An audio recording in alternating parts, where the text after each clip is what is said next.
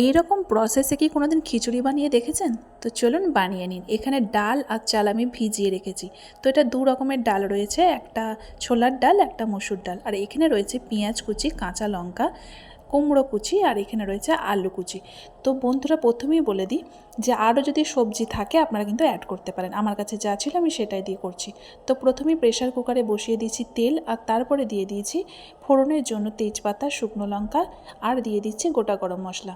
আরও দিয়ে দেবো সেটা হচ্ছে কাঁচা লঙ্কা আর রসুন কুচি। তো এটা ফোড়নের জন্য দিলাম। এরপরে দিয়ে দেবো কুচিয়ে রাখা পেঁয়াজগুলো। তো পেঁয়াজগুলো দিয়ে দেওয়ার পর পেঁয়াজগুলো কিন্তু গোল্ডেন ব্রাউন কালার হওয়া পর্যন্ত আমরা কিন্তু অপেক্ষা করতে হবে। আমি পেঁয়াজটা কিন্তু বেশি এই কারণেই দিইনি, কারণ এটা হচ্ছে খিচুড়িতে বেশি পেঁয়াজ না দিলেও চলবে।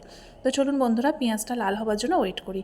পেঁয়াজটা যেই লাল হয়ে যাবে আমি কিন্তু সবজিগুলো সব অ্যাড করে দেবো। তো পেঁয়াজ আমার লাল হয়ে গেছে, আমার সবজিগুলো এর মধ্যে দিয়ে দিচ্ছি কুমড়ো আর আলু। তো কেটে রাখা কুমড়ো আর আলু এর মধ্যে দিয়ে দিলাম। আপনাদের যদি আরও অনেক সবজি থাকে সেগুলো কিন্তু আপনারা অ্যাড করতে পারেন, আরও ভালো স্বাদ হবে। তো কুমড়ো আর আলু একটু ভালো করে ভেজে নিয়েছি। তো ভেজে নেওয়ার পর আমি দিয়ে দিচ্ছি এতে কিছু মশলা। তো কী মশলা দিচ্ছি, এখানে দিয়ে দিচ্ছি আদা রসুন বাটা, লঙ্কার গুঁড়ো, হলুদ গুঁড়ো, জিরে ধনে, আর একটুখানি গরম মশলা চাইলে দিতে পারেন, আর দিয়ে দিচ্ছি পরিমাণ মতো নুন। সব কিছু একবারে দেওয়ার পর মশলাটা আমি ভালো করে কষিয়ে নিচ্ছি। তো তারপরে দিয়ে দিচ্ছি মাংস। তো এখানে আমার জাল দেওয়া মাংস ছিল, সেটা আমি ওর মধ্যে দিয়ে দিয়েছি। আর তারপরে দিয়ে দিলাম ধুয়ে রাখা চাল আর ডালটা। চাল আর ডালটা ধুয়ে রাখার পর ভালো করে কষে পরিমাণ মতো জলটা কিন্তু দিয়ে দিতে হবে। জলটা যদি একটু পাতলা খিচুড়িটা খেতে চান জলটা অনেকটা বেশি দেবেন, আর যদি একটু টাইট খেতে চান জলটা কম দেবেন।